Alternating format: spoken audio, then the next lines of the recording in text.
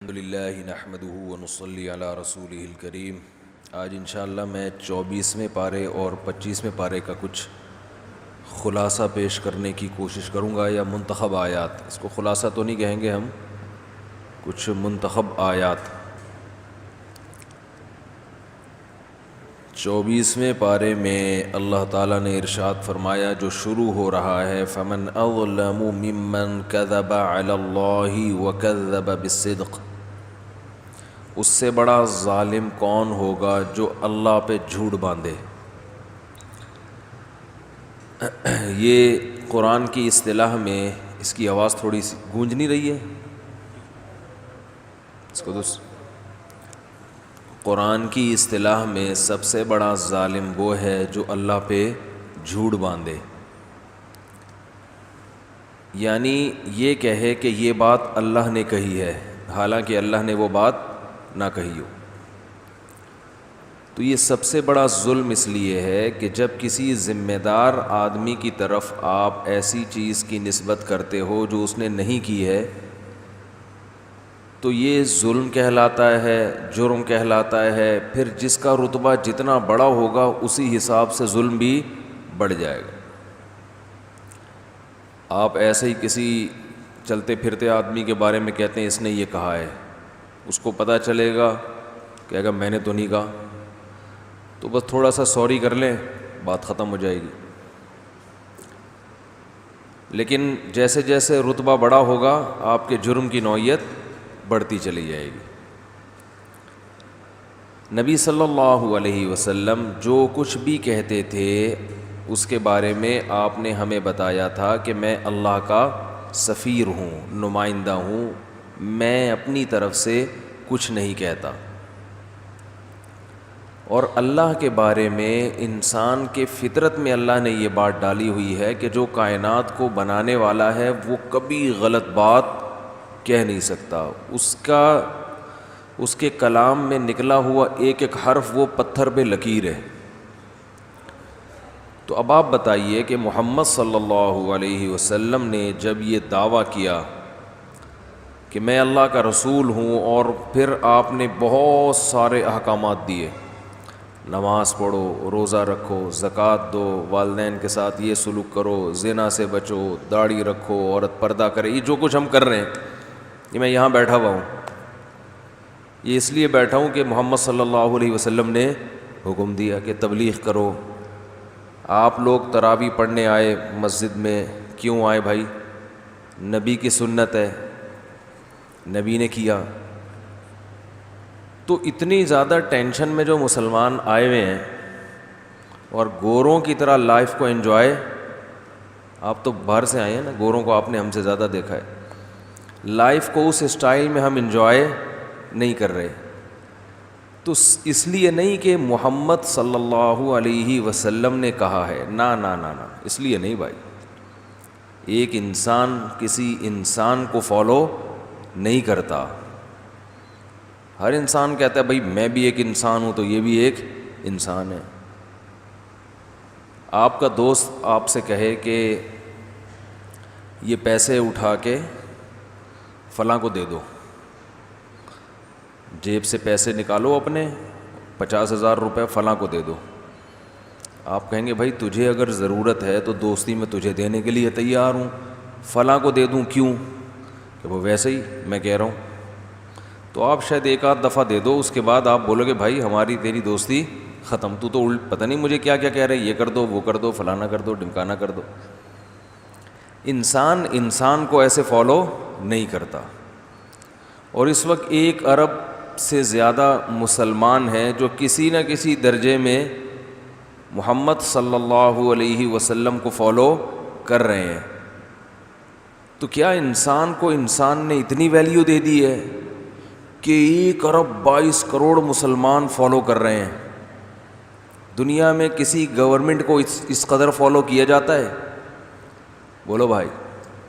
اور اگر کیا بھی جاتا ہے تو مینجمنٹ سے متعلق معاملات میں، اگر گورنمنٹ کہے کہ تمام لوگ کل کھانا صبح 4 بجے اٹھ کے کھائیں گے، پہلے تو عوام احتجاج کرے گی بھائی کیوں 4 بجے کیا پرابلم ہے؟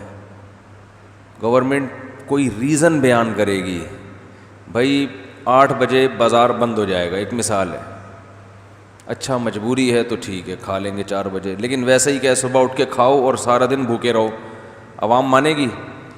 2-4 دفعہ جب ایسے ہوگا تو عوام گورنمنٹ ہی بدل دے گی، بولے گی اس کو باہر نکالو، الٹے الٹے آرڈر دے رہی ہے۔ کیا خیال ہے بھائی؟ لیکن آپ دیکھو مسلمان صبح 4 بجے اٹھ کے کھا رہے ہیں، اور 1400 سال سے رمضان میں صبح 4 بجے اٹھتے ہیں، مغرب کے بعد افطار کرتے ہیں، پوری کھانے کی روٹین کروڑوں لوگوں کی صدیوں سے رمضان میں چینج ہو جاتی ہے۔ یہ کس کے کہنے پہ ہو رہا ہے بھائی؟ ایک ایسی شخصیت کے کہنے پر جن کو لکھنا پڑھنا نہیں آتا تھا۔ میرا خیال ہے بات سمجھ میں آ نہیں رہی ہے آج، کچھ ایسے لگ رہے ہیں، بجھے سے لگ رہے ہیں آپ۔ بھائی جن کو نہ لکھنا آتا تھا نہ پڑھنا آتا تھا، نہ کسی یونیورسٹی میں وہ پڑھے ہوئے تھے، ہے بھائی، پیدا بھی ریگستانوں میں ہوئے، تہذیب سے بالکل دور، یا تو کوئی سائنس ٹیکنالوجی کے زمانے میں کوئی بہت پڑھا لکھا سائنٹسٹ ہوتا اور اس کی ایجادات اتنی ہوتی، ہم اس سے ویسے ہی محبت میں پاگل ہو جاتے، ہم کہتے بھئی اس نے کہا یہ کرو تو ہم یہ کرتے، اس نے کہا 5 وقت نماز پڑھو تو ہم پڑھیں گے۔ آج کل کوئی کسی کی محبت میں اتنا پاگل ہوتا ہے؟ اپنے والدین پر نہیں ہوتے جن کے اتنے احسانات ہیں، تو کسی سائنٹسٹ یا کسی پروفیسر پہ کہاں ہوتے؟ تو دنیا میں کوئی کسی کی اتنی اطاعت کر ہی نہیں سکتا جتنی اس دنیا میں محمد صلی اللہ علیہ وسلم کو فالو کیا گیا ہے، اور اب بھی کیا جا رہا ہے۔ کم از کم میں تو نہیں کرتا، سیدھی سی بات۔ میرے ابا مجھے کہتے تھے، بہت سارے کاموں کا کہتے تھے، حالانکہ ابا تھے، وہ یہ کہتے تھے بھائی تو یہ پڑھ لے، یہ کر لے صحیح کہتے رہتے ہیں نا ابا۔ جب میں اسکول میں تھا تو ٹلے ولے مارنے کی بہت عادت تھی، ابا کہتے تھے، سب کے ابا ہی کہہ رہے ہوتے ہیں بیٹا وقت پہ اسکول چلے جایا کرو، بیٹا جاتا ہے، بہت سے بیٹے جائے گا اپنی مرضی سے جائے گا ابا کے کہنے پر، پھر پٹتے بھی تھے تو مار کھا لیتے تھے کہ چلو جی۔ تو کوئی بھی نہیں فالو کرتا کسی کو اتنا زیادہ۔ پھر ابا کو جو ہم نے فالو کیا بعد میں پورے طریقے سے، وہ بھی ابا کے کہنے پر نہیں، نبی صلی اللہ علیہ وسلم کے کہنے پر۔ پتہ چلا جی والدین کے یہ حقوق ہیں، ان کی مار میں بھی اللہ نے برکت رکھی ہے، تو پٹ بھی لیتے تھے، یہ کہہ کے بھئی اللہ نے حکم دیا ہے کہ پٹو تو برداشت کرو، ٹھیک ہے نا۔ تو ماں کے حکام ہیں، باپ کے حکام ہیں، پورا مسلمان کا جو لائف اسٹائل ہے نا وہ چینج ہو جاتا ہے، کسی کا پورا، کسی کا آدھا، کسی کا 25%۔ تو خود سوچنا چاہیے کہ یہ جو اتنا زیادہ محمد صلی اللہ علیہ وسلم کو فالو کیا جا رہا ہے، تو یہ آپ کی شخصیت مقصود نہیں ہے۔ آپ نے یہ دعویٰ کیا کہ میں اللہ کا رسول، اللہ کا نمائندہ، میں جو کچھ کہوں گا وہ میں نہیں کہہ رہا بلکہ کون کہہ رہا ہے؟ اللہ۔ تو اس سے ہمیں کیا ہوا؟ ہم نے کہا بھائی اب یہ جو بھی حکم دیں گے اس میں 3 چیزیں تو آ گئیں اللہ کے کہنے سے۔ نمبر 1 آپشنل نہیں ہے، اب یہ سمجھ میں آ رہی ہے بات؟ جب اللہ کوئی آرڈر دے دے کرنا ہے تو اب ہمارے پاس اس کا اختیار نہیں ہے کہ ہم غور کریں کہ یہ سمجھ میں آ رہا ہے تو کرو، نہیں آ رہا ہے تو مت کرو۔ یہ اختیار کیا ہو گیا؟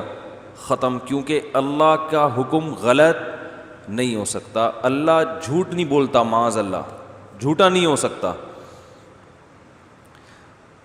تو اللہ نے کہہ دیا نماز پڑھو تو بس پڑھنی پڑے گی، اللہ نے کہہ دیا رمضان کے روزے رکھو تو رکھنے۔ گورنمنٹ اگر کہتی، ابھی دیکھو لاک ڈاؤن کا گورنمنٹ نے کہا ہے، تو ابھی تک ملک میں مشورے ہی چل رہے ہیں کہ ہونا بھی چاہیے کہ کیا خیال ہے؟ نہیں ہونا چاہیے، تو چل ہی رہے ہیں، بلکہ وفاقی حکومت میں اور صوبائی حکومت میں پھڈے چل رہے ہیں، اور پھر ایک کہہ رہے ہونا چاہیے، دوسرا کہہ رہے نہیں ہونا چاہیے، پھر جو ایک مخصوص طبقے کو انہوں نے جلوس کی اجازت دے دی، اس پہ ایک بہت بڑا سوالیہ نشان کہ وائرس کیا سنیوں پہ آتا ہے، شیعوں پہ وائرس کا اثر نہیں ہوتا. مسجدیں بند کی ہوئی ہیں 2 مہینے سے اور ایک جلوس کو اجازت دی جا رہی ہے. یہ کون سی انسانیت ہے؟ تو حکومت کو لوگ کیوں فالو پورا نہیں کرتے؟ حکومت میں دھاندلیاں بھی ہوتی ہیں، مفاد بھی ہوتے ہیں. بھائی سنیوں کے لیے الگ ہیں اور شیعہ کے ایک مخصوص طبقے کے لیے الگ ہیں. یہ کیا ہو رہا ہے؟ کل کتنی گالیاں پڑی ہیں گورنمنٹ کو، آپ دیکھو. جو لاک ڈاؤن کی حمایت کر رہے تھے نا، بھرپور طریقے سے گورنمنٹ کے ساتھ تھے، انہوں نے بھی بھر بھر کے برا بلا کہا ہے حکومت کو کہ یہ دیکھو. بلکہ جن علماء نے حکومت کی بھرپور حمایت کی، وہ کہہ رہے ہیں انہوں نے ہم کو بھی بدنام کیا ہے. وہ مشترکہ اعلامیہ بٹھا بٹھا کے، اور یہ بھی فلاں مکتبہ فکر، فلانا مکتبہ فکر بٹھا بٹھا کے بحثیں، اور یہ ہوگا وہ ہوگا. اور تھوڑے سے لوگوں نے جلوس نکالنا تھا، چلو بھائی. میں جو لاک ڈاؤن کی حمایت کر رہا تھا وہ گورنمنٹ کے کہنے سے پہلے بھی نہیں کر رہا تھا، اب بھی نہیں کر رہا ہوں. لوگ مجھے بھی لتاڑ رہے ہیں. وہ ڈاکٹروں کے کہنے سے، ڈاکٹروں کی رپورٹ ہے کہ لاک ڈاؤن ہونا چاہیے، مجمع نہیں لگنا چاہیے. گورنمنٹ تو ویسے بھی، جو وزیر اعظم ہے وہ تو ویسے بھی حمایت نہیں کر رہے نا لاک ڈاؤن کی. خیر، علماء بھی ڈاکٹروں کی مشورے کی وجہ سے کر رہے تھے، لیکن چونکہ حکومت نے جمع بھی کیا اور ان کے کندھے پہ رکھ کے بندوق چلا دی کہ علماء کا مشترکہ اعلامیہ ہے، نتیجہ کیا نکلا؟ خیر، اصل موضوع میرا یہ نہیں ہے. انسان حکومت کی بات مانتا ہے، اس میں اگر اختیار دیا جائے نا تو وہ بحث کرتا ہے، یہ یوں ہے تو یہ یوں ہے تو یہ یوں ہے تو یوں ہے. لیکن جب اللہ کی بات آ جائے تو اگر آپ کو یقین ہے کہ یہ اللہ نے کہا ہے تو آپ کو اس کو فالو ہر قیمت پہ کرنا پڑے گا. یار اس کی آواز سیٹ کریں، مجھے سمجھ میں نہیں آ رہی، اتنی گونج رہی ہے آواز. تو پھر تو آپ کو ہر قیمت پہ اسے فالو کرنا پڑے گا. نہیں کرو گے تو آپ خود اپنے اوپر خود کو گنہگار سمجھتے ہو، خود اپنے آپ کو سزا بھی دے دیتے ہو. نماز میں آپ سے غلطی ہوتی ہے، اس کی سزا ہے سجدہ سہو. تو کوئی آپ کو آ کے کہتا ہے کہ غلطی کی ہے 2 سجدے اضافی کرو، پینلٹی ہے یہ؟ کوئی کہتا ہے؟ آپ غلطی خود کرتے ہو، اپنے اوپر گواہی بھی خود ہی قائم، مقدمہ بھی خود ہی کر کے سزا بھی خود ہی دے دیتے ہو اپنے آپ کو. کوئی پوچھنے والا نہیں ہوتا، بلکہ لوگ پوچھتے ہیں خیریت آج 2 سجدے آپ نے اضافی کر لیے. ایسا ہی ہوتا ہے کیا نا؟ تو غلطی ہوتی ہے تو انسان اپنے آپ کو گنہگار سمجھتا ہے. تو اللہ کی بات ایسی بات ہے کہ جب اللہ نے ایک بات کہہ دی تو وہ پتھر پہ لکیر بن گئی. تو آج پوری دنیا میں جو مسجدیں آباد ہیں رمضان میں، یا جو کچھ مسلمان کر رہے ہیں، یہ محمد صلی اللہ علیہ وسلم کے کہنے کی وجہ سے نہیں، بلکہ اس وجہ سے کہ مسلمانوں کا یہ عقیدہ ہے کہ آپ جو کچھ کہہ رہے ہیں وہ آپ نہیں کہہ رہے، بلکہ وہ اس کائنات کو پیدا کرنے والا کہہ رہا ہے. اور پیدا کرنے والا خالق جب کوئی بات کہتا ہے تو اس کے بارے میں انسانوں کی نیچر میں اللہ نے یہ بات ڈال دی ہے کہ وہ بات غلط نہیں ہو سکتی. ایک بات تو یہ ہے.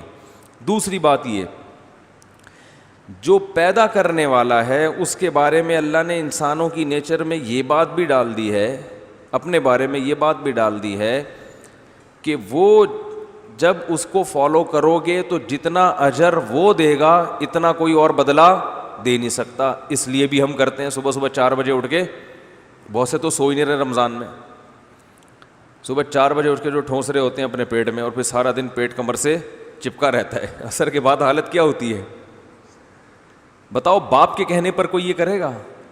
1 دن کر لے گا، 2 دن کر لے گا، اس کا ابا پورا مہینہ ہو گیا، خیریت، لڑائی جھگڑائی پہ آ جائے گا، گھر سے نکل جائے گا، ابا آپ کے حقوق ہیں مگر اتنا مجھے نہیں پتا تھا کہ اتنے زیادہ حقوق ہیں کہے گا. جتنے بھی احسانات ہو بولے گا بھائی اتنی زیادہ ہو گئی ہے. یہ 1 دن بھوکا رہ گیا، 2 دن ہو گیا، پھر 1 مہینہ، پھر ہر سال اسی مہینے ہے. بھائی یہ کیا ہے؟ فجر کی نماز، ظہر کی نماز، 6 لاکھ روپے خرچ کر کے حج کرنے جا رہے ہیں، اور پھر زنا سے بچنا، شراب سے بچنا آسان کام ہے. یو ایس اے میں ایک ڈاکٹر ہیں، ماشاءاللہ ادھر ملنے کے لیے آئے تھے. 55 سال ان کی عمر ہوگی، 55-60 سال، لیکن تھے بڑے ینگ. وہ ڈائٹ وائٹ ان کی ایسی خاندانی انہوں نے رکھی ہوئی تھی. اب میں زیادہ بتاؤں گا تو وہ سمجھ جائیں گے، وہ تو سمجھ جائیں اتنا بڑا مسئلہ نہیں ہے، لیکن ان کے رشتہ دار نہ سمجھ جائیں. تو ٹھیک ہے نا کہ تو وہ زیادہ نہیں بتاؤں گا تو مزہ نہیں آئے گا بات سننے میں. بتاؤں گا تو ان کے رشتہ دار کہیں بیان سن کے بولیں آپ ایسے تھے, ہمیں تو پتہ ہی نہیں تھا. تو وہ جناب ان کی خوراک تھی انڈے پراٹھے پھوڑنا پھاڑنا, جیسے ہم پاکستانیوں کی خوراک ہوتی ہے. تو وہ گول ہو گئے بالکل. ان کو 50 سال کی عمر میں خیال آیا کہ اتنی گولائی صحت کے لیے مناسب نہیں ہے. گوروں میں رہے نا, تو گوروں کو دیکھا بھائی کیسے صحت کا خیال کرتے ہیں, تو ایکسرسائز شروع کی اور بالکل ینگ ہو گئے. ایکسرسائز اور ڈائٹ پہ کنٹرول کیا. پیسہ اللہ نے بے تحاشا دیا. تو مجھے کہنے لگے کہ اتنا پیسہ اللہ نے مجھے دے دیا ہے اور اتنے بڑے عہدے پہ اللہ نے مجھے وہاں امریکہ میں پہنچا دیا ہے کہ ایک سے ایک خوبصورت لڑکی میرے دائیں بائیں گھومتی ہے, اور وہاں تو زنا کرنا بہت آسان.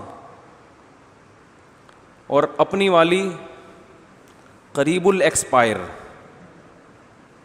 میں یہ تو نہیں کہہ رہا, یعنی واجب الایکسپائر سمجھ لیں آپ. قریب الایکسپائر بھی اب یہ ٹرم گاڑی ہے, علماء تو سمجھیں گے, آپ لوگ پتہ نہیں سمجھیں گے نہیں سمجھیں گے. واجب الایکسپائر سمجھتے ہیں, کہتے ہیں نا واجب التعزیر اس پر تعزیر لگانا کیا ہے واجب, اور ایک ہوتا ہے واجب الایکسپائر یعنی قریب ہے کہ انا للہ ہو جائے. بیچاری عمر زیادہ ہو گئی, بیماریاں 10 قسم کی, اٹریکشن بالکل بھی نہیں ہے, محبت ہے, بیوی ہے, بچے ہیں اس سے, خود بالکل ینگ. کہتے ہیں الحمدللہ آج تک کبھی زنا بولو بھائی نہیں کیا. ایک جوان آدمی اور صحت مند آدمی جس کے پاس بے تحاشا دولت ہو, ایسے ملک میں رہتا ہو کہ وہاں پکڑا بھی جائے تو کوئی جرم نہیں سمجھا, اور چھپانے کے تو سینکڑوں راستے ہیں, ہر ایک تھوڑی پکڑا جاتا ہے, سینکڑوں راستے ہیں. اور حلال پر بھی, حلال کا بھی بیچارے کا انتظام, یعنی عملی طور پر وہ انتظام بھی نہیں ہے, نام کو ہے بس کہ عملی طور پر وہ بھی ممکن نہیں. لیکن وہ اپنے آپ کو بچا رہا ہے, زنا سے دور بھاگ رہا ہے. کیوں؟ محمد صلی اللہ علیہ وسلم کا حکم. اب آپ بتاؤ, ایک آدمی اپنے آپ کو جو 24 گھنٹے اس ماحول میں رہتا ہو اور لڑکیاں خود آفر کرتی ہوں اور بے تحاشا پیسہ ہو, حلال کا انتظام بھی نہیں ہے, بیوی بیچاری بوڑھی ہو گئی, کوئی بیماری لگ گئی اس کو, کیا ہو گیا, اس کے باوجود وہ زنا سے بچ رہا ہے. نہ کوئی بے عزتی کا خوف, بلکہ وہاں تو نہ کرو تو بعض دفعہ بے عزتی ہوتی ہے کہ پتہ نہیں کوئی بیماری ہے اس کو یا کیا مسئلہ ہے اس کے ساتھ. اور دوسری شادی کرے گا تو پکڑا جائے گا, پٹے گا ٹھیک ہے نا, پٹے گا صحیح طریقے سے, پکڑا جائے گا, کیونکہ میں تو چھپ کے جتنا مرضی کر لو پکڑا جاتا ہے آدمی. تو ایسی صورت میں ایک USA کا ایک ایجوکیٹڈ ڈاکٹر, وہ فالو کس کو کر رہا ہے؟ 1400 سال پہلے پیدا ہونے والے ایک عربی کو, جن کی قوم بھی الگ, زبان بھی الگ, اور امی, نہ لکھنا جانتے اور نہ پڑھنا جانتے. یہ عجیب بات ہے یا نہیں ہے؟ اور فالو بھی کتنے مشکل حکم میں. انہوں نے بولا تھا 1400 سال پہلے کہ زنا کرنے والے کی سزا جہنم کی آگ ہے. اس آگ کو بھی نہیں دیکھا, اس جہنم کو بھی نہیں دیکھا, اور آج تک کسی کو جلتا ہوا دیکھا بھی نہیں ہے. زنا میں کسی کو نہیں دیکھا کوئی زنا کر کے جلاؤ. بلکہ میڈیکل سائنس جو ان کا شعبہ ہے, وہ میڈیکل سائنس تو بتا رہی ہے مرنے کے بعد مٹی ہو کے ختم ہو جاتے ہیں. وہ برزخ کسی لیبارٹری میں بھی دریافت نہیں ہو سکی آج تک. پھر بھی اور اتنے شدید ترین حکم میں فالو کر رہے ہیں کس کو؟ ایک امی کو. 1400 سال. تو بھائی یہ کیا ہے؟ اصل میں اس امی کو فالو اس لیے کیا جا رہا ہے کہ اس امی کی زبان سے نکلا ہوا ہر حرف, اس کے بارے میں ان کا یہ کانسیپٹ ہے کہ یہ ان کا نہیں ہے, یہ کس کا ہے؟ اس کائنات کو بنانے والے کا ہے. تو چونکہ جب آپ اللہ کی طرف نسبت کر کے کوئی بات کہتے ہیں تو وہ اتنی اسٹرانگ ہو جاتی ہے کہ اس کا ایسا اثر کہ 2000 سال 1500 سال کے بعد بھی لوگ آپ کو فالو کریں گے. تو اس لیے اللہ نے فرمایا کہ اللہ کی طرف نسبت کر کے کوئی بات کہنا یہ ہلکا معاملہ نہیں ہے. اگر آپ نے جھوٹ نسبت کر دی تو ومن ازلم، اس سے بڑا ظالم اللہ کی نظر میں کوئی ہو نہیں سکتا، کیونکہ اس کا امپیکٹ بہت زیادہ ہے.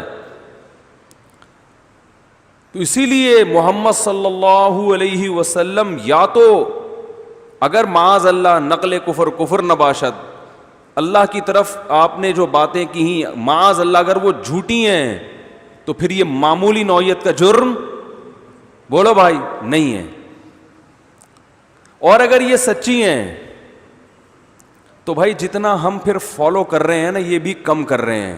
ہمیں مکمل اپنے آپ کو محمد صلی اللہ علیہ وسلم کے حوالے کرنا پڑے گا. جب نبی صلی اللہ علیہ وسلم نے دعوت دی ہے نا اسلام کی بات کی ہے، تو حضرت جعفر ابو سفیان سے انکوائری کے لیے ہرقل نے بلایا بادشاہ نے کہ یہ کون ہے، یہ کیسے، یعنی ابو سفیان پہنچ گئے تھے نا جو مہاجرین تھے ان کو واپس لینے کے لیے. تو اس نے جو سوالات پوچھے اس میں یہ بھی کہ یہ جو محمد صلی اللہ علیہ وسلم ہیں 40 سال تمہارے درمیان میں رہے، اب یہ کہہ رہے ہیں کہ میں اللہ کا نبی ہوں اور تم نہیں مانتے اس بات کو، تو کیا زندگی میں اس سے پہلے انہوں نے کبھی جھوٹ بولا ہے 40 سال میں؟ انہوں نے کہا نہیں. کہا یہ عجیب بات ہے کہ 40 سال میں ایک دفعہ بھی جھوٹ نہیں بولا، اور جب بولنے پر آئے تو ایک دم اتنا بڑا جھوٹ کہ اپنے آپ کو اپنی ہر بات کو کہہ رہے ہیں یہ کس نے کہی ہے؟ اللہ نے، اور میں ان کا نمائندہ ہوں. یہ بڑی ذہانت تھی اس بادشاہ کی، غیر مسلم تھا لیکن بہت ذہین تھا. واقعی اگر کوئی شخص بہت بڑا ڈاکو ہے اور کوئی بینک لوٹے بہت بڑا، یعنی کوئی 15-20 لوگوں کو قتل کر دے اور اربوں کربوں روپے لے کے بھاگ جائے، پکڑا جائے، آپ اس سے انکوائری کریں کہ اس سے پہلے کیا کیا کیا ہے، وہ کہے اللہ کی قسم جب سے پیدا ہوا ہوں آج تک کسی کے گھر کی گھنٹی بجا کے بھی نہیں بھاگا، پہلی دفعہ میں نے یہ جرم کیا ہے. تو مان لو گے؟ بولو بھائی کیا ہو گیا، مان لیں گے؟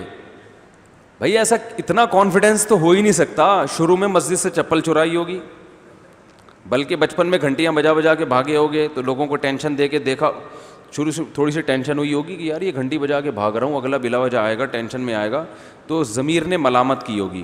اس کے بعد ضمیر ہو گیا ہوگا مردہ، پھر مزہ آنے لگا ہوگا اس میں، گھنٹی بجاؤ بھاگو، گھنٹی بجاؤ بھاگو. اس کے بعد پھر مسجد میں کوئی اچھی سی چپل نظر آئی ہوگی. یہ جو ہمارے سابق وہ تھے نا، اب تو میں نام بھی نہیں لیتا کیا تھے، سابق جو وہ تھے جو بہت بڑے وہ تھے، لوگ پھر پتہ چل جاتا ہے نا، پھر کہتے ہیں آپ نے ان کے بارے میں کہا. تو میں ایک آپشن رکھتا ہوں تاکہ اگر آپشن ایسا ہوتا ہے کہ لوگوں کو پتہ بھی چل جائے کہ میں کس کے بارے میں کہہ رہا ہوں اور کیس بھی نہ بن سکے. سمجھ رہے ہیں؟ ہمارے جو سابق بہت بڑے وہ تھے، تو آپ کیا سمجھتے ہیں وہ ایسے ہی ڈاکو بن گئے تھے؟ اب ایک دم یاد آ جائے گا آپ کو، اب ایک دم ذہن میں آ جائے گا نا. پہلے بھائی زمینوں پہ قبضہ کیا، جائیدادوں پہ قبضہ کیا، لوگوں کو قتل کیے، ادھر کیا وہ کیا، ہوتے ہوتے ہوتے ہوتے اسٹیل مل پی گئے. ٹھیک ہے نا؟ تو یہ ایک دم سے تھوڑی ہوتا ہے، انسانی فطرت ہے، یہ ایک دم سے کوئی اتنا بڑا نہیں ہوتا. چھوٹی موٹی زنا کوئی پہلی دفعہ میں نہیں کر لیتا، جا کے پہلے بد نظری کی عادت پڑتی ہے، بری فلمیں دیکھنے کی عادت پڑتی ہے، وہاں سے ظرف پیدا ہوتے ہوتے حیا کی چادر پھر انسان بالآخر اتار دیتا ہے. ایک دم سے نہیں ہو جاتا یہ سب کچھ. انسان کے ضمیر میں اللہ نے جو ہے نا اس کو روکنے کی قوت رکھی ہے، بریکیں لگتی ہیں، ملامت کرتا ہے ضمیر، نہیں غلط ہے، اچھا نہیں ہے. تو اب کیا ہوا کہ چپل چرانا سیکھی کہ اچھی چپل رگ رہی ہے، پھر چپل سے دیکھا کہ پکڑے گئے، ایک دانت تھپڑ لگا تو ملامت کی، لیکن کسی پر اثر ہو گیا، کسی پر اثر نہیں ہوا. پھر ہوتے ہوتے ہوتے ہوتے پھر بینکوں کو لوٹنا شروع کرتے ہیں، پھر ایسے بندے قتل کرنا شروع کر دیتے ہیں. تو یہ ایک دم نہیں ہو جاتا. تو جو بھی جھوٹ بولے، کوئی بہت بڑا جھوٹ بولے، تو اس نے شروع سے بولتا آ رہا ہوتا ہے. تو ابو سفیان اس وقت مسلمان نہیں تھے، اسلام دشمن تھے، لیکن وہ گواہی دے رہے ہیں کہ پہلی دفعہ جھوٹ بولا ہے معاذ اللہ اس کے خیال میں. تو اس نے کہا یہ ہو نہیں سکتا کہ ساری زندگی سچ بولا ہو. اور دیکھیں آج ہم جب کسی کے ساتھ رہتے ہیں نا تو آبادی اتنی زیادہ ہے کہ ہم پوری طور پر کسی کو سمجھ نہیں پاتے. گاؤں دیہاتوں میں لوگ ایک دوسرے کو بہت زیادہ جانتے ہیں. تو نبی صلی اللہ علیہ وسلم مکہ میں پیدا ہوئے تو وہ لوگ تو بچپن سے باپ دادا کو جانتے آئے تھے, ان کے ابا یہ تھے, دادا یہ تھے. تو یہ ہوتے ہوتے ہوتے ہوتے وہ ایک بہت اچھی طرح جانتے تھے. تو اس بادشاہ نے یہ بھی پوچھا کہ ان کے باپ دادا میں کوئی بادشاہ گزرا ہے؟ انہوں نے کہا نہیں.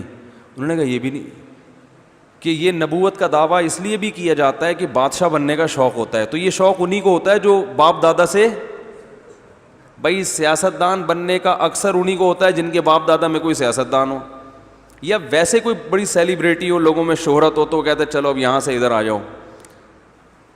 نہ کوئی شہرت ہو الگ سے, نہ کوئی باپ دادا میں کوئی بادشاہ گزرا ہو, اور اچانک خیال ہو جائے, تو یہ بھی نہیں ہوتا. پھر اس نے کہا کہ تمہارے اور ان کے درمیان ایگریمنٹ ہوتے ہیں, معاہدے, وہ معاہدوں کو پورا کرتے ہیں؟ انہوں نے کہا ہاں. آج تک کبھی معاہدے کی خلاف ورزی نہیں کی. اور ابو سفیان کہتے ہیں میں سچ کیوں بول رہا تھا؟ سوال پیدا ہوتا ہے نا بھائی, اتنی کلیئر رپورٹ پیش کرنے کی ضرورت کیا ہے؟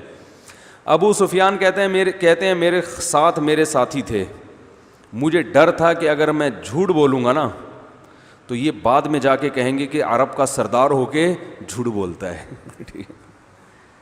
سمجھ رہے ہیں؟ کیونکہ جھوٹ سے انسان کو بائی نیچر نفرت ہوتی ہے. دنیا میں جتنی بری بری قومیں بھی ہیں نا, وہ جھوٹ سرعام نہیں بولتے, کیونکہ انسان کا کردار مشکوک ہو جاتا ہے, بھائی اس کا کیا پتہ کب کیا بول دے.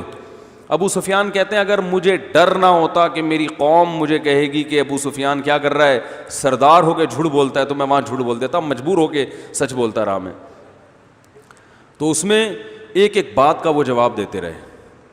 انہوں نے کہا معاہدوں کی پابندی, کہا ہاں آج تک کبھی معاہدہ توڑا نہیں ہے, لیکن ایک چیز مل گئی, کہا کہ ابھی بھی ہمارے اور ان کے درمیان ایک معاہدہ ہوا ہے, اس کا ہمیں نہیں پتہ کہ وہ توڑیں گے کہ نہیں توڑیں گے.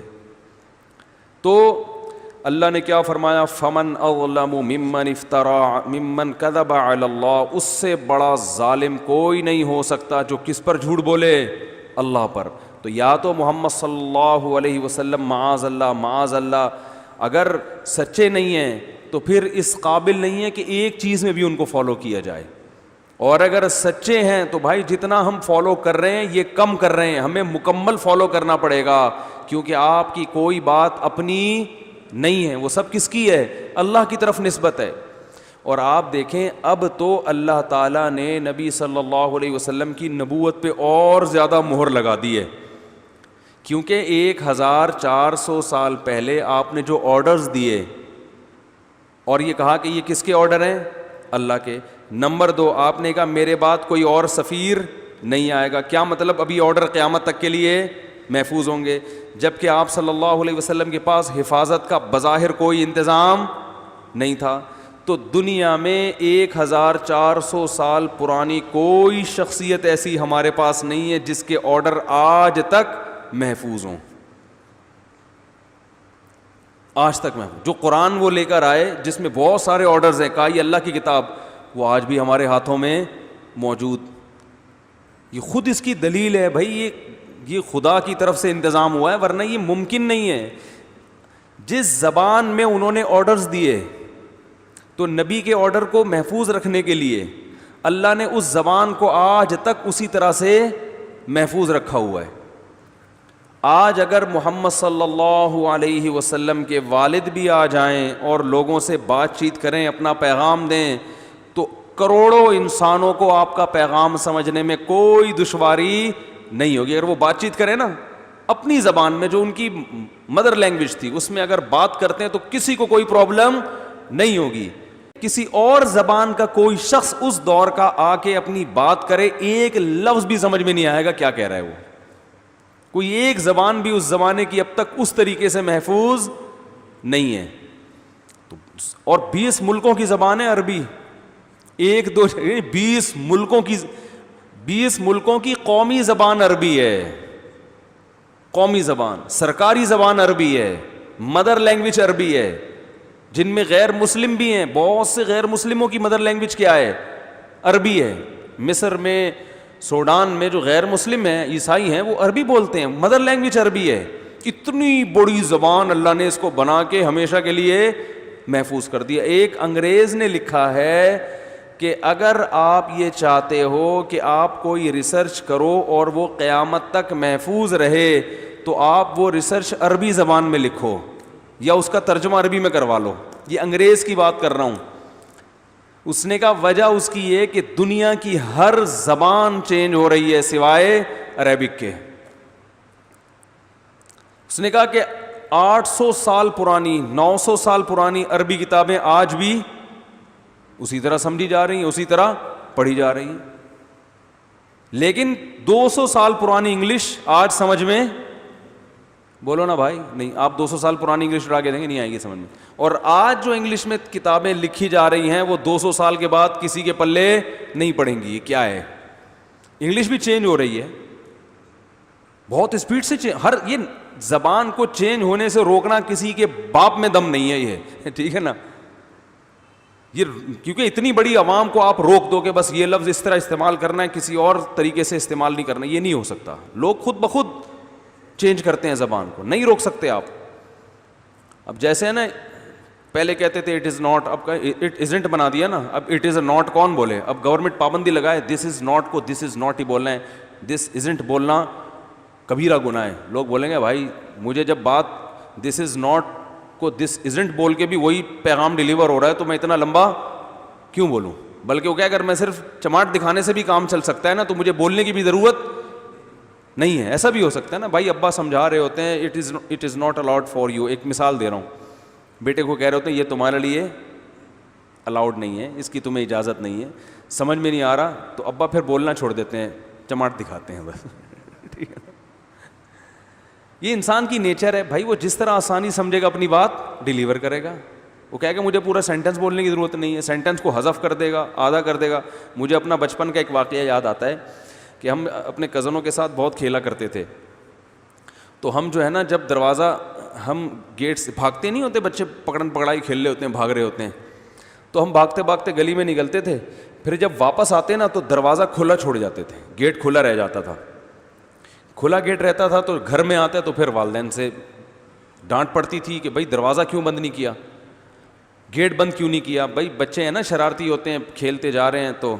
تو اب پھر ہم نے والدین کی ڈانٹ سے بچنے کے لیے ہم نے یہ کیا کہ ہم بھاگتے آ رہے ہوتے تھے اور کہتے تھے جو آخر میں آئے گا وہ کنڈی لگائے گا, جو آخر میں آئے گا. یہ بچوں کو تو ہر چیز نظم کی صورت میں پڑھتے ہیں نا, جو آخر میں آئے گا وہ کنڈی لگائے گا, ایسے ہم پڑھتے تھے. تو اس میں فائدہ یہ بھی ہوتا تھا کہ پھر اسپیڈ ہر ایک کی بڑھتی تھی کہ میں آخر میں نہ ہوں. اب وہ تکلیف اتنی ہو رہی, گیٹ کو یوں کر کے کھینچو پھر کنڈی لگاؤ. بھائی جو آخر میں آئے گا وہ کیا کرے گا؟ کنڈی لگائے گا. اب روز ہم یہ نعرہ لگاتے تھے تو پھر ہماری زبان میں نا یہ لفظ خود بخود شارٹ ہونا شروع ہو گیا, جو آخر میں آئے گا, بس اتنا کہتے تھے. پھر ہمیں یاد ہے اچھی طرح کہ یہ ہماری زبان پہ صرف اتنا لگے جو آخر, جو آخر, اور پھر جو رخ, یہ مجھے اچھی طرح یاد ہے. ہم جب بھاگتے ہوئے آتے تو ایک جملہ کہتے جو رخ, رخ کا مطلب جو آخر میں آئے گا وہ. اب یہ بھی تو سینٹنس چینج ہو گیا نا پورا. بھائی بچہ کہہ رہا ہے, بچے بھی سوچ رہے ہیں کہ ایک بات ہم نے جو پیغام دینا ہے تو اتنا لمبا جملہ اناؤنس کرنے کی کیا ضرورت ہے. جو رخ, ریخ لے لیا, جو رخ, اس کا مطلب ہے بھائی جو آخر میں آئے گا وہ کیا کرے گا؟ کنڈی لگائے. تو یہ ہر زبان کی یہ خاصیت ہے کہ وہ نیچرل جو ہے نا وہ خود بخود کیا ہوتی ہے, وہ چینج ہوتی ہے. لوگ خود بخود آسانیاں ڈھونڈتے ہیں, مشکل لفظ کو آسان سے آسان بنانے کی کوشش میں ہر وقت لگے رہتے ہیں, تبھی تو شارٹ نکالتے ہیں نا چیزوں کا. ہمارے حضرت نے کیا کیا تھا کہ جو نماز میں طالب علم سستی کرے گا تو حضرت نے 5 روپے جرمانہ رکھا تھا, وہ بعد میں واپس کر دیتے تھے اس کو. تو اس کا نام تھا من یشتری غذاء القلب ب10 روبیات. کون ہے جو دل کی غذا خریدے گا 10 روپے میں؟ 5 نہیں 10 روپے جرمانہ تھا کہ بھائی جو نماز میں لیٹ ہو گیا وہ کتنا جرمانہ دے گا؟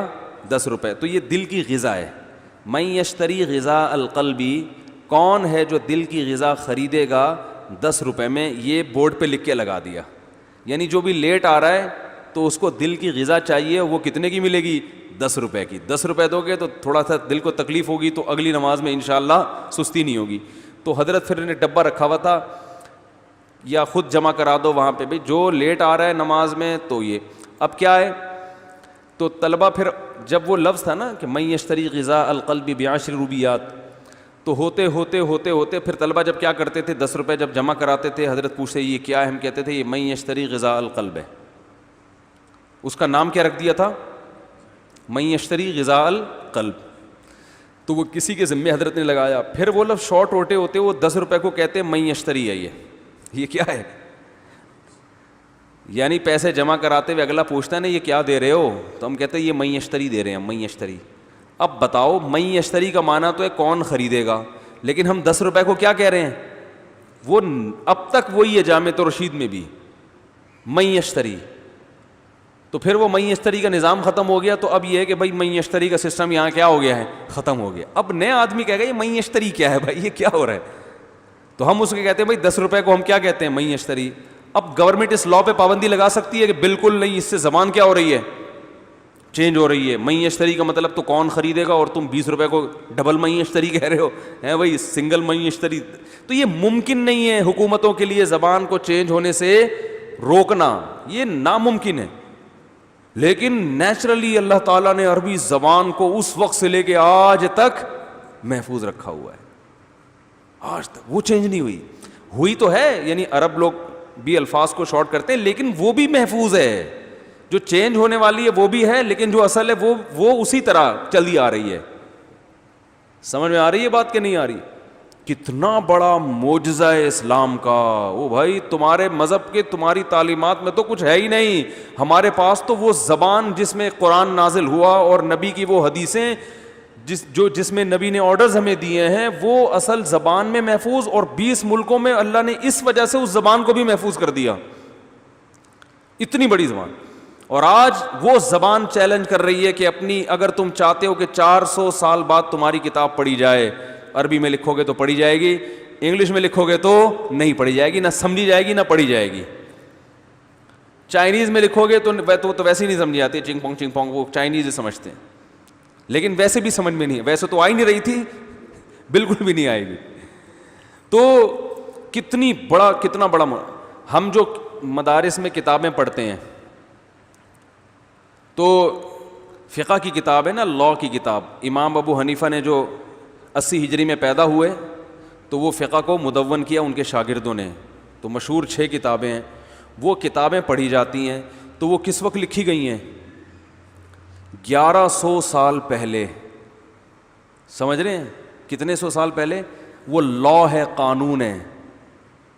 ایک آغا خانی مسلمان ہوا، اس نے کہا کہ اس وقت کے لوگ اتنے ذہین تھے کہ انہوں نے پورے ایک لا کو مرتب کر کے لکھا ہے.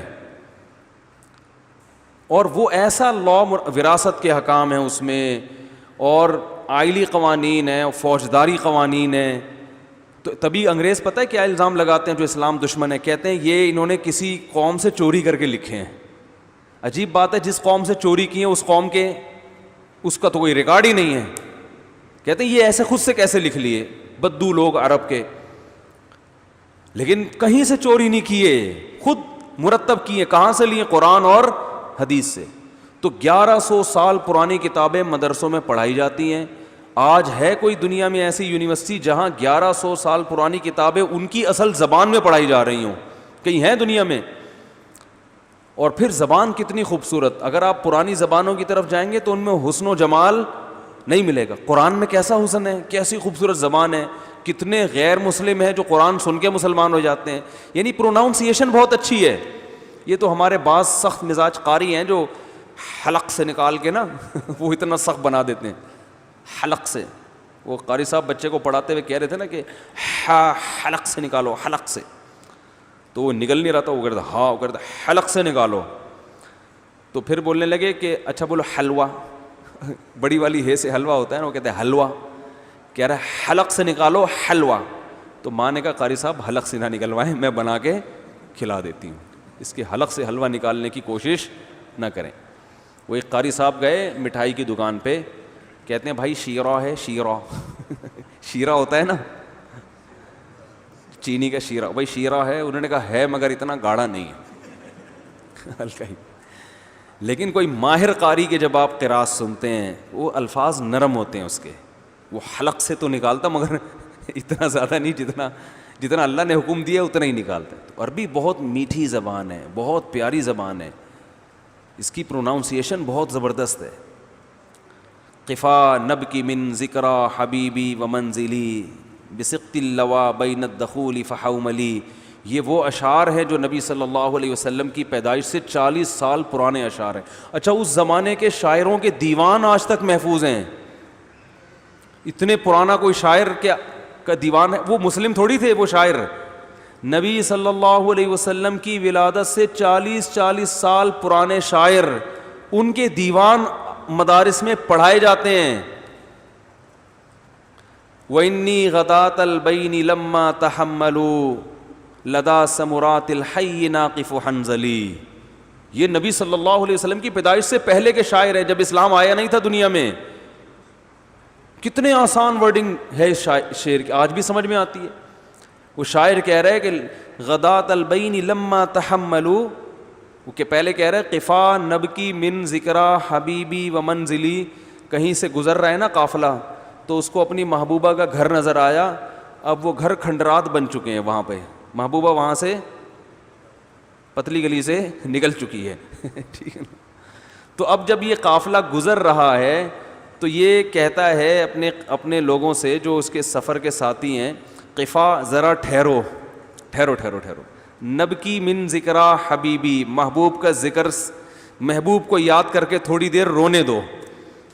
چلو محبوبہ چلی گئی یہاں سے, کھنڈرات ہو گئے, کچھ بھی ہاتھ نہیں آیا سوائے حسرت اور افسوس کے, تو تھوڑا سا رونے تو دو نا یہاں کھڑے ہو کر, تسلی ہو جائے گی. ہاں وہ کچھ کر لوں گا.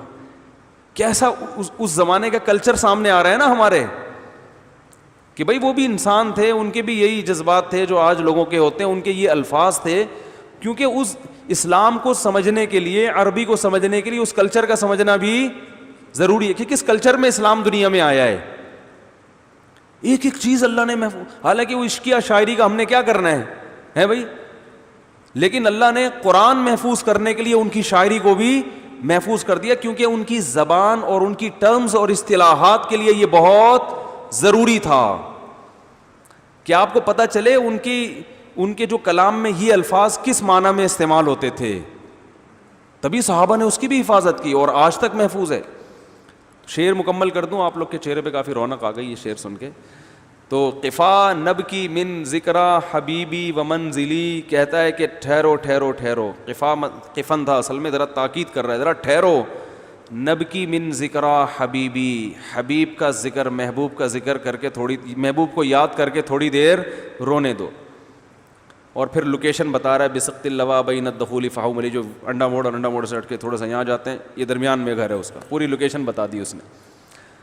آگے کہہ رہے ہیں وَإِنِّي غَدَاةَ الْبَيْنِ لَمَّا تَحَمَّلُوا, مجھے وہ دن یاد آ رہا ہے جب وہ لوگ یہاں سے جا رہے تھے. جدائی کا دن تھا, کوچ کر کے جا رہے تھے اونٹوں پہ سامان لاد کے. لدا سمرات الحی, ببول کے کانٹوں کے درخت کے پیچھے چھپا ہوا یہ منظر میں اپنی آنکھوں سے دیکھ رہا تھا. ناقف و حنظلی, میری کیفیت ایسے تھے جیسے کوئی حنظل کڑوا پودا کاٹ رہا ہو چھری کے ساتھ. جیسے پیاز کاٹتے ہیں نا تو آنکھوں سے آنسو نکلتے ہیں, تو میری آنکھوں سے ایسے کثرت سے آنسو بہہ رہے تھے جیسے کوئی کڑوے درخت کا پودا, کوئی کڑوے درخت کا پھل کاٹ رہا ہو اور آنکھیں اس کی کیا ہو رہی. حالانکہ میرے ہاتھ میں نہ چھری تھی اور نہ پیاز تھا, کچھ بھی نہیں, لیکن میری کیفیت ایسی تھی. بڑے لمبے لمبے دیوان ہیں, انٹرنیٹ پہ پڑے ہوئے ہیں, کتابوں میں چھپے ہوئے ہیں, تو الفاظ کی پروناؤنسیشن کتنی خوبصورت ہے. تو اس زمانے کے شاعروں کے اللہ نے کلام کو محفوظ کر دیا. تو یہ سارا انتظام کیا جا رہا ہے کہ بھائی کیونکہ خدا جو کہہ رہا ہے وہ محمد صلی اللہ علیہ وسلم کی زبان سے کہہ رہا ہے, تو اب ان کی زبان سے نکلا ہوا ایک ایک لفظ محفوظ کیا جائے گا, اور اس کی حفاظت کے جتنے لوازمات ہیں ان تمام لوازمات کو بھی ہمیشہ کے لیے محفوظ. وہ شاعر سوچ بھی نہیں سکتا تھا کہ 2000 یا 1500 سال کے بعد کوئی مولانا صاحب ممبر پہ بیٹھ کے یوٹیوب پہ میری شاعری کو دنیا کے سامنے پھیلا رہے ہوں گے. سوچ سکتا تھا وہ ہے بھائی. یہ تو اور اشعار ہیں, کبھی پورے سنائیں گے تو پھر مزہ آئے گا انشاءاللہ, لیکن ابھی سنائیں گے تو پھر مزہ تو بہت آ رہا ہے, لیکن لوگ بولیں گے یہ کیا کر رہے ہیں مفتی صاحب. تو خیر یہ تو 27ویں پارے کی یہ 24ویں پارے کی ایک ہی آیت میں کافی ٹائم لگ گیا، کوئی مسئلہ نہیں ہے، اگر ایک آیت سمجھ میں آ جائے تو وہ ان 20 آیتوں سے بہتر ہے جو سمجھ میں نہ آئے. کیا خیال ہے؟ تو اس کا خلاصہ یہی نکلا کہ اللہ فرماتے ہیں بھائی محمد صلی اللہ علیہ وسلم نے جو دعویٰ کیا ہے نا کہ میں اللہ کا نبی ہوں، تو یہ سچا دعویٰ ہے، کیونکہ اگر یہ نبی نہیں ہوتے اور یہ دعوے کرتے تو اس سے بڑا جرم پھر دنیا میں کوئی ہو نہیں سکتا، اور اتنے بڑے مجرم کو ایسے پنپنے نہیں دیتا کوئی. یہاں بات پھر مرزا قادیانی کی آ جاتی ہے کہ اس نے بھی تو نبوت کا دعویٰ کیا، اس کو کیوں پنپنے دیا؟ اس پر میں کئی دفعہ بیان کر چکا ہوں کہ اللہ نے اس کو پنپنے نہیں دیا ہے. ٹھیک ہے نا. ابھی وقار زکا کا جو مناظرہ ہوا نا قادیانیوں کے ساتھ، اس میں وہ جو ختم نبوت کے مولانا صاحب تھے بار بار قادیانی کی کتاب پڑھ کے پیش کر رہے تھے کہ اس نے یہ کہا، اس نے یہ کہا، اس نے یہ کہا. میں اکثر ایک بات کہتا ہوں کہ قادیانی اس پہ تو بحث کرتے ہیں کہ عیسیٰ علیہ السلام زندہ ہیں یا نہیں ہیں. ان سے یہ بولنا چاہیے کہ تمہیں عیسیٰ علیہ السلام کے زندہ ہونے نہ ہونے سے کیا کرنا ہے؟ اگر فرض کر لو کہ وہ زندہ نہیں ہیں، فرض کر لو کہ آخری محمد صلی اللہ علیہ وسلم آخری نبی نہیں، نقل کفر فرض کر لو، تو اس پہ بات کرو کہ مرزا غلام احمد نبی تھا یا نہیں تھا. یہ ضروری تو نہیں ہے کہ نبی اگر بالفرض آخری نبی نہیں ہے تو پھر مرزا نبی ہے. سمجھ میں آ رہی ہے بات؟ بھئی یہ ضروری تو نہیں ہے نا. کسی شخص کو یہ ثابت کرنا کہ میں نبی ہوں اس کے لیے اتنا کافی نہیں ہے کہ نبی آ سکتا ہے، یہ ثابت کرنا پڑے گا کہ آ بھی سکتے ہیں اور میں آیا ہوں. دیکھو حضرت عیسیٰ علیہ السلام آخری نبی تھے؟ نہیں تھے. تو اب ان کے بعد کوئی بھی اٹھ کے دعویٰ کرے گا کہ میں نبی ہوں تو مان لیں گے، اور دلیل وہ یہ دے کہ عیسیٰ علیہ السلام آخری نبی نہیں تھے لہذا میں نبی ہوں. او بھائی اگر حضرت عیسیٰ آخری نبی نہیں تھے تو پھر آپ کے نبی ہونا کیسے ثابت ہوتا ہے؟ آپ کو تو الگ سے دلائل نبوت کے دینے پڑیں گے، اور نبوت سے پہلے شرافت کے دینے پڑیں گے. جیسے نبی صلی اللہ علیہ وسلم نے اپنی شرافت کے دلائل پہلے دیے ہیں نبوت کے بعد میں، اور آپ کے دشمنوں نے بھی آپ کے کردار اور شرافت کے دلائل پہلے دیے ہیں. پھر ابو سفیان بعد میں مسلمان ہوئے، وہی ہرقل کے سامنے جو کہہ رہے ہیں نا کبھی جھوٹ نہیں بولا، کبھی معاہدے کی خلاف ورزی نہیں کی. ہرقل یہ تفتیش تھوڑی کر رہے کہ عیسیٰ علیہ السلام آخری نبی تھے کہ نہیں تھے، اگر وہ نہیں تھے تو میں مان لیتا ہوں محمد صلی اللہ علیہ وسلم نبی تھے، وہ تھوڑی کہہ رہے. نجاشی اس بیس پہ ایمان تھوڑی لا رہے کہ حضرت عیسیٰ آخری نبی تھے یا نہیں تھے.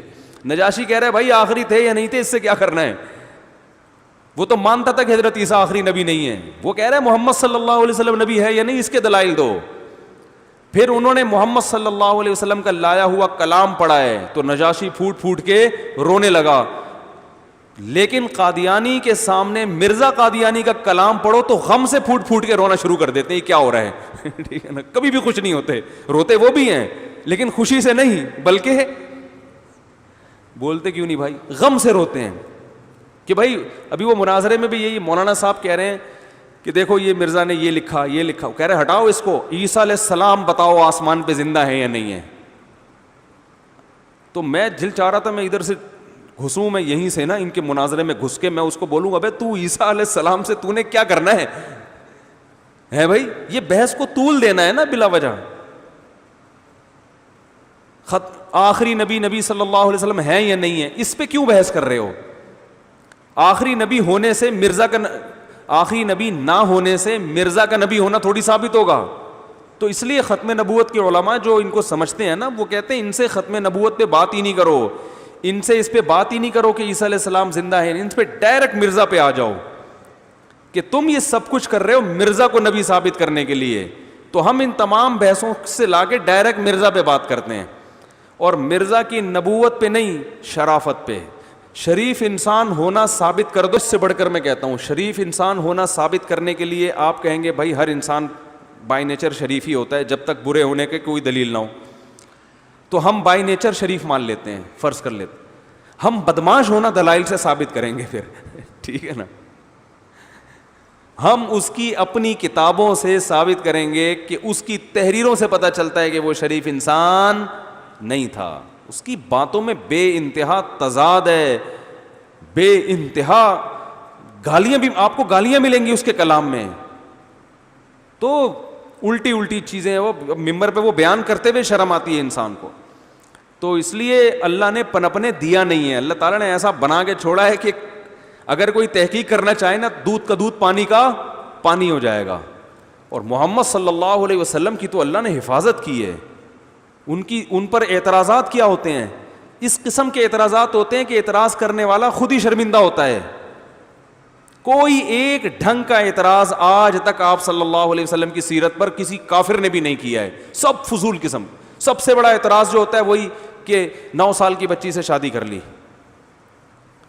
اس کا میں جواب لوگوں کو دیتا ہوں جو غیر مسلم گھما پھرا کے یہاں کہ بھئی 50 سال عمر تھی اور نکاح کس سے کیا؟ 9 سال کی. یہ کیا ہے؟ یہ او بھائی جس سے کیا ان کو جب تکلیف نہیں ہے, وہ جب خوش ہیں, تو تمہارے پیٹ میں مروڑ کیوں ہو رہا ہے؟ یعنی یہ اعتراض بھی ہے کہ جس کو پریشان ہونا چاہیے. بھائی دیکھو سندھ میں ایسا ہوتا ہے کہ 90 سالہ بوڑھے سے نا بعض لوگ, سب جگہ پورے سندھ میں نہیں, بعض علاقوں میں یہ دستور ہے کہ 16 سال کی لڑکیوں کی شادی 80 سال کے بوڑھے سے کر دیتے ہیں. ظلم ہے نا, یقیناً ظلم ہے.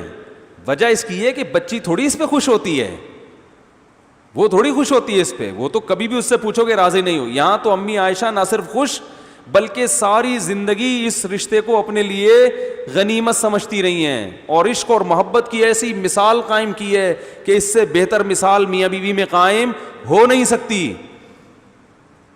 اور پوری زندگی یہ کبھی ایک حرف اشارتاً یا کنایتاً انہوں نے کہا ہو کہ میرے ابا نے میرے ساتھ معاذ اللہ زیادتی کی ہے.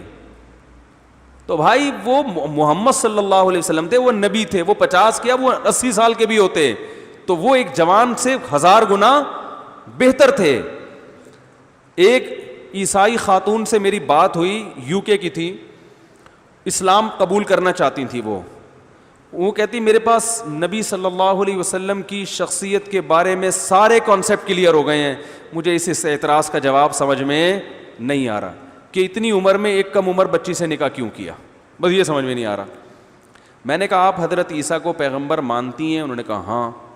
میں نے کہا آپ کی عمر ہوتی فار ایگزامپل 12 سال 13 سال, امی عائشہ 9 سال میں بالغ ہو گئی تھی, یہ ذہن میں رکھیں, اور 9 سال میں بلوغت ہو سکتی ہے. میڈیکل سائنس بھی اس بات کو مانتی ہے اور مشاہدہ بھی ہے, بعض لڑکیاں 9 سال میں بالغ ہو جاتی ہیں. تو میں نے کہا آپ جیسے ہی بالغ ہو اور حضرت عیسیٰ اگر ابھی موجود ہوں آپ کے درمیان اور وہ آپ کے لیے نکاح کا پیغام بھیجیں, آپ قبول کرو گی؟ اس نے کہا فوراً. اس سے بڑی سعادت کیا ہوگی کہ ایک پیغمبر کی زوجہ مل جاؤں.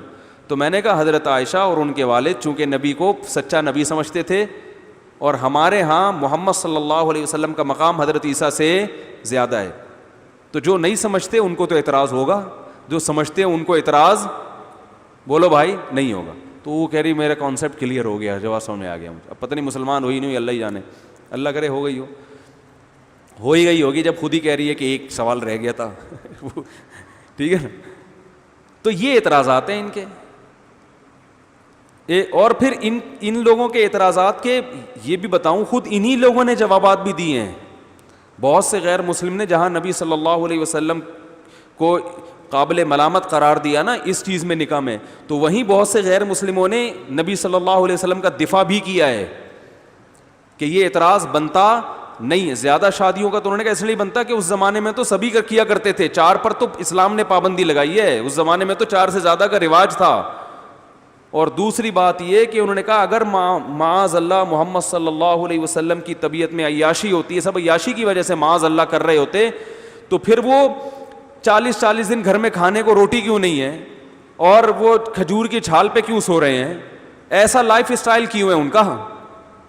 جو عیاش ہوتا ہے صرف ایک چیز میں تھوڑی ہوتا ہے بھائی, ارے ہمارے بہت سے حکمران, سب نہیں, تو جو عیاش ہوتے ہیں تو صرف ایک فیلڈ میں عیاش ہوں گے. وہ عیاش آدمی تو ہر چیز میں ہوس رکھتا ہے, وہ تو چاہتا ہے کھانا بھی مطلب کا ملے اور لائف اسٹائل بھی لگژری ہو, گاڑی بھی بہترین ہو, بنگلہ بھی بہترین ہو. یہ کیسی عیاشی ہے کہ 40 دن کھانے کو نہیں روٹی, اور زوجات کہہ رہی ہیں, بیویاں کہہ رہی ہیں کہ کچھ راشن ڈالیں گھر میں, کچھ مال غنیمت دیں, تو آپ نے فرمایا اسی غربت میں رہنا ہے تو رہو, میں تو اسی فاقے میں زندگی گزاروں گا, ورنہ میں تمہیں طلاق کا اختیار دیتا ہوں, کہیں اور شادی کر لو.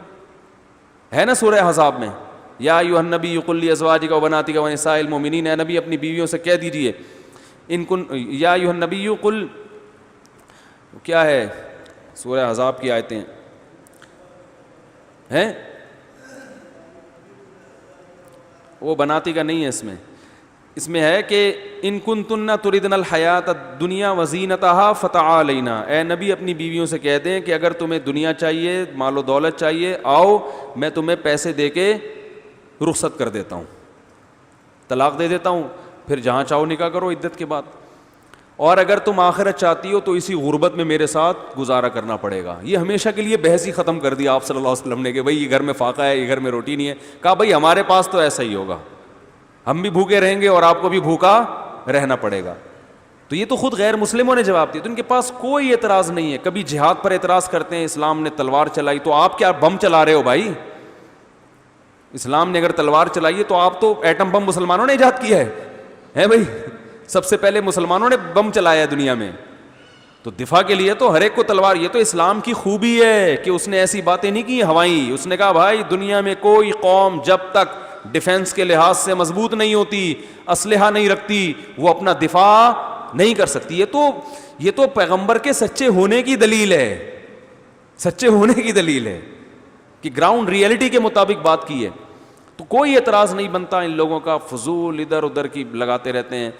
تو جو جھوٹا نبی ہوتا ہے اللہ اس کو پنپنے نہیں دیتے۔ اور یہ بھی لوگ یہ بھی کہتے ہیں کہ مرزا غلام احمد ذلی نبی ہے، ذلی کا مطلب یہ ہوتا ہے کہ اصل نبوت تو نبی صلی اللہ علیہ وسلم کی ہے، یہ ان کا سایہ بن کے انہی کو پروموٹ کرنے کے لیے آیا ہے۔ صحیح ہے نا؟ اصل تو محمد صلی اللہ علیہ وسلم ہے۔ مثال دیتے ہیں جیسے ہارون علیہ السلام حضرت موسیٰ ہی کو تقویت دینے کے لیے آئے تھے نا، کیا خیال ہے بھائی؟ حضرت ہارون علیہ السلام کیوں آئے تھے؟ حضرت موسیٰ کے دین کو۔ تو یہ بھی ذلی نبی ہے۔ تو عجیب بات ہے، جو تقویت دینے کے لیے نبی آیا، ذلی نبی، اس کو خود تقویت کی ٹھیک ٹھاک ضرورت ہے بھائی۔ اور آج تک برطانیہ اس کو کیا کر رہا ہے؟ بچانے آیا تھا اسلام کو غیر مسلموں سے، اور گلوکوز کی بوتلیں کون چڑھا رہا ہے؟ غیر مسلم۔ یعنی آپ ڈاکٹر کے پاس گئے کہ مجھ میں گلوکوز کی کمی ہے، آپ مجھے گلوکوز کی بوتل چڑھا دیں، میرا سامنے سے والے سے پھڈا ہونے والا ہے، تھوڑی پاور آئے گی تو میں لڑوں گا۔ تو اور کمال کی بات ہے جو ڈاکٹر آپ کو گلوکوز کی بوتل چڑھا رہا ہے، پھڈا اسی سے ہونے والا ہے آپ کو۔ ایسا ہی ہے نا، وہ کہے گا بھائی میرے سے ہی لڑائی ہونے والی ہے۔ وہی ہے نا، ایک ہوٹل پہ گیا ایک آدمی، کہنے لگا بھائی ذرا ایک بریانی لے کر آؤ۔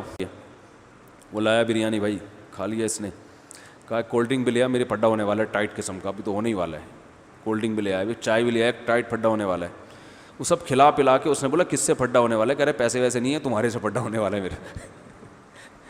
تو ہوٹل والا اپنے دشمنی کو کھلا کھلا کے کیا کر رہا ہے؟ تو عجیب بات ہے، اسلام کی دفاع کے لیے آپ آئے تھے، اور آپ کو خود اپنے دفاع کی ضرورت اس وقت سب سے زیادہ ہے۔ کوئی اسلامی ملک، کسی اسلامی ملک میں آپ پنپنے کے لیے پنپنے کا موقع نہیں مل رہا آپ کو۔ ہر اسلامی ملک نے کافر قرار دیا ہوا ہے، پابندیاں لگائی ہوئی ہیں۔ ملیشیا میں گیا، وہاں بھی قادیانیوں کا جو عبادت گاہ ہے اس کے باہر بورڈ لگا ہوا ہے کہ یہ خوب خبردار، یہ غیر مسلم ہے، ان کا اسلام سے کوئی تعلق نہیں ہے۔ تو خود آپ کو خود کسی اور سے مدد چاہیے۔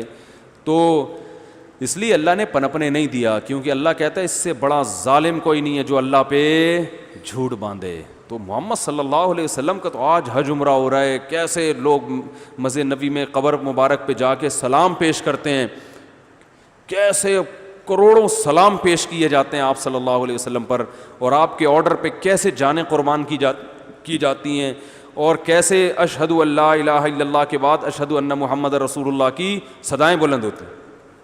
پوری دنیا میں محمد صلی اللہ علیہ وسلم کے سچے ہونے کی جتنی بار ایک دن میں، اور پھر ایک مہینے میں، پھر ایک سال میں، اور پھر 1400 سال سے جتنی بار محمد صلی اللہ علیہ وسلم کا نام فضاؤں میں بلند ہوتا ہے، کسی کا ہوتا ہے؟ بھائی یہ ہے کہ اللہ فرماتے ہیں کہ اگر محمد صلی اللہ علیہ وسلم ہم پر جھوٹ باندھتے تو ہم ان کو پنپنے نہیں دیتے۔ پنپنے دیا اللہ نے، اس کی علامت ہے کہ آپ سچے ہیں۔ اور میں لوگوں سے ایک سوال پوچھتا ہوں، اگر نبی سچے نہیں ہیں تو پھر کون ہے جو اللہ کا پیغام لے کر آیا؟ پھر تو اس کا مطلب اللہ نے بندوں کی ہدایت کے لیے کچھ نازل کیا ہی نہیں ہے، پھر کوئی بھی نہیں ہے جس نے اللہ کا پیغام دیا ہو۔ پھر اس کا مطلب اللہ نے لوگوں کو ایسے ہی چھوڑ دیا کہ اخپل طریقے سے زندگی گزارو۔ اخپل طریقہ سمجھتے ہیں؟ پشتو میں کہتے ہیں اپنے طریقے سے۔ اللہ نے گویا پیدا کر کے چھوڑ دیا، اخپل طریقے سے زندگی گزارو۔ تو یا تو اسلام درست ہے یا پھر اخپل طریقے سے زندگی گزارو، بس ٹھیک ہے نا۔ اور ظاہر ہے یہ ہو نہیں سکتا، کہ جو مرضی کرتے رہو, کوئی پوچھنے والا نہیں ہے, کوئی لا نہیں ہے, کوئی قانون, خدائی کوئی قانون ہے ہی نہیں ہے, ممکن نہیں ہے. اللہ تعالیٰ سمجھنے کی عمل کی توفیق عطا فرمائے.